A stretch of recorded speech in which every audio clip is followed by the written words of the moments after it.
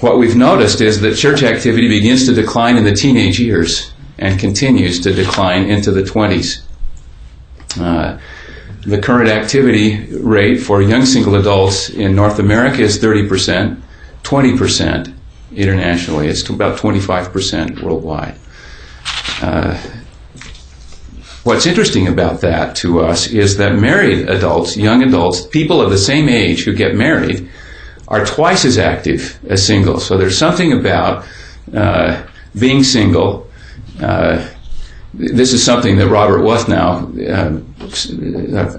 a sociologist at Princeton, whose work Perry Cunningham used significantly in his report to you, found across religions, that is in North America at least, where they have very good data, what they're finding both in surveys as well as in interview studies is that young people who are not married don't feel as welcome. They don't feel that they're needed.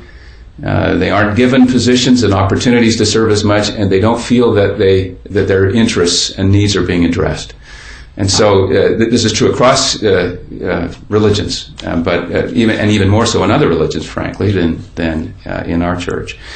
As we look internationally, 6% of international members are temple married by age 30, and that's been declining over the last couple of decades. The implication of that is, for us, is significant. It's beyond what's happening to young single adults and becomes an issue about the establishment of the church as a multi-generational institution. The elements that would be required to have a multi-generational church include, first, retaining our young people through their youth and young single adulthood, having them marry in the temple, and then having them have children. Each of those three areas shows declining rates in the last couple of decades. We're having declining activity, we're having declining marriages in the temple, and the fertility rates are decreasing. And so the question then of how we establish the international church given what's happening to young single adults is a significant one. It's difficult, as you all know, to find a companion.